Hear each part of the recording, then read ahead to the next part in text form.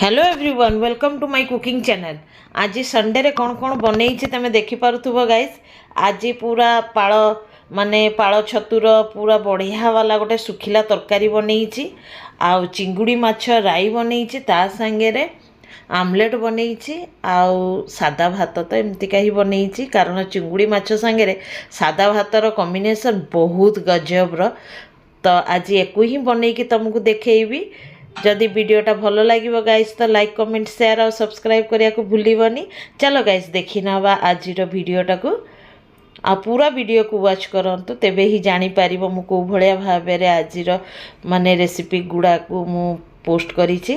तो एठी मु पाळ छतु नहीं बा कुटा छतु जहाँ भी कह यही छतु को नहीं पूरा फ्रेश फ्रेश मार्केट रे आसीथिला संडे मार्केट रे तो नहीं ताकू भल भाव एथरक 7-8 थर धोइबा जेपर्यंत कि छतुरु धड़ा पानी न बाहरी।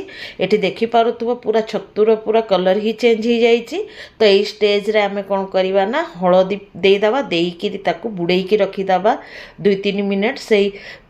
सेतिरे कोन हो ना जदि भी पोको फोको किछि भी थाए ताहले तेमे को माने सांगे सांगे से पोको गुड़ाक बाहरी जाए। आ छतु धोइया तो मु तुमको शिखेबिनी गाइस कारण ओडिया लोक माने छतु खायार एक्सपर्ट।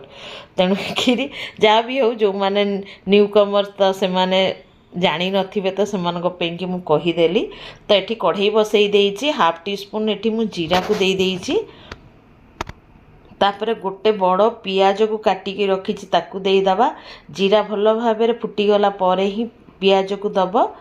तो ये गोटे बड़ पियाज को मु स्लाइस रे काटी नहीं ताकू पकईदबा। पकईकि पियाज को किछि समय भाजीबा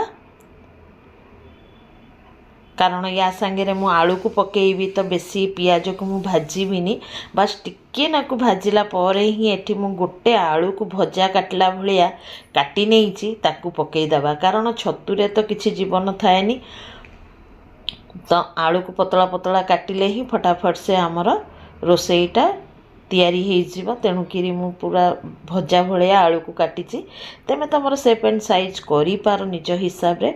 एठी अदा रसुण आ कंचा लंका छेचा को मु पकई दउचे। पकईकि एक भल भाव गुड़ेदबा आ ढांकुणी लगेदबा 3-4 मिनट पेंकी लो टू मीडियम रे गैस को रखिबो ताहले मझीरा तुमको खोलिया को पड़िबनी। तो एठी आमे खोलिला परे एठी 1/2 टी स्पून हळदी आ स्वाद अनुसार लूण को देइदबा। देइकि फेर थरे गुळेई नबा।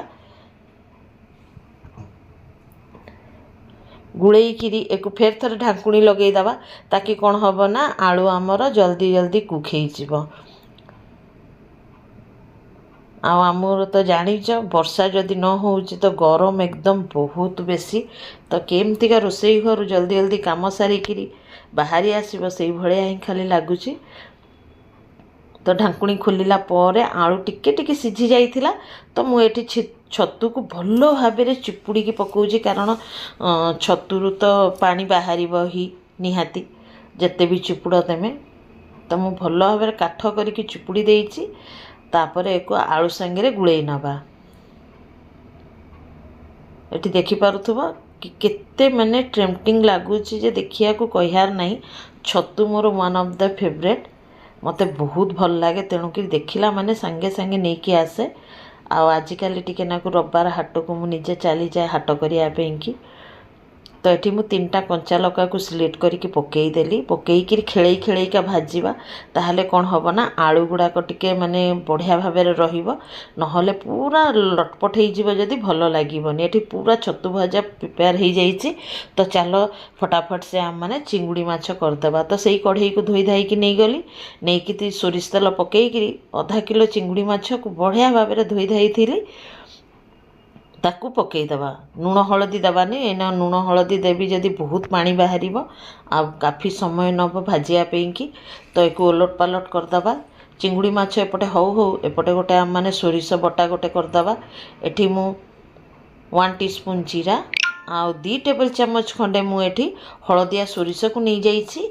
आउ 2टा मीडियम साइजर टमाटर को नहीं जाइए। सोरिष बटारे टिके टमाटर माने परिमाण टिके बेसी थिले ही भल लगे आ ताकू पेस्ट बनईदबा। एठी चिंगुड़ी माछ सेते डेरी बनिकी तैयार हो जाइए। जो तेल बंची सेइतिरे मु गोटे आलू को पूरा डुमडुम करी काटी देइछि काटिकी ताको पकई देइछि आ टिके चिंगुड़ी माछरे टिके आलू न पइले एमता भी आमर ओडिया घरे टिके आलू न पइले सबु आइंसरे भल लागेनी खाइया को तो से मु भी आलू पकई देइछि तेमे जदि न खाउथबो तो स्किप मध्य करि पारो एठी गोटे मीडियम साइज रो पियाज कुचेई काटी देइथिली ताको पकई दबा आलू सांगे पियाज मध्य बढ़िया भाव में भाजी हो जिवो खाली आलू सिझाया कि जहाँ टाइम लगे ना तरकारी करिया को बेसी टाइम लगे तो से कि आलू को टिके ना ओलट पालट करके भाजी नवा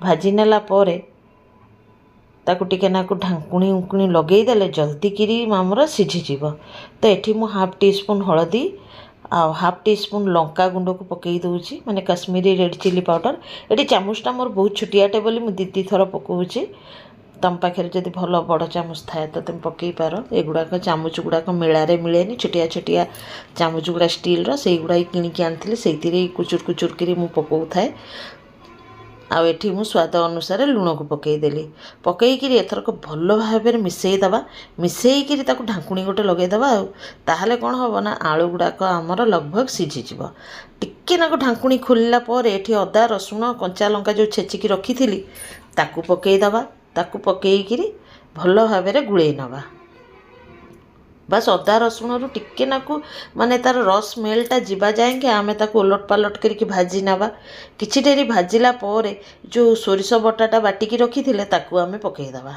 एठी मु 3 टेबल चामच पकाउछि कारण माछ तो आधा किलो अछि तो बेसी मसला देले भी तरकारीटा भल लागेनी आ जदि कम मसला हो जाए तेबे भी तरकारीटा भल लागेनी तो तेमे तमर जेतिकी माछ सेही हिसाब रे ही मसला को दबो तो ये मु 3 टेबल चामच भरिकी देदेली तो मोर पूरा परफेक्ट माछ तरकारी माने झोलटा होकर तैयार होता तो ये टिके डेरी आमे कषिबा सोरिष बटा तो बेसी कषि हेनी तो अल्प डेरी खाली कषिबा कारण जीरा कंचा जीरा पड़ी टमाटर टिके पड़ी टिके नाकू डेरी कषिला परे कौन करवा ना जो माछ को आम भाजिकी रखीदे चिंगुड़ी माछ को एथरक पकईदबा ये आलू सांगे ताहले कौन हम आम तो चिंगुड़ी माछ लुण हलदी किसी दे नथिले तो मसला सांगे कषि हेले तो सी भी लुण हलदी मसला सब ऑब्जर्व करनब तो एथरक आम 2 ରୁ 3 मिनट जाएंगे ये भाव कषिदबा तुम देखिपु तेल पूरा सेपरेट हो गली तो यही स्टेज रे कौन करिया ना जार को धोईकी पानीटा को देदबा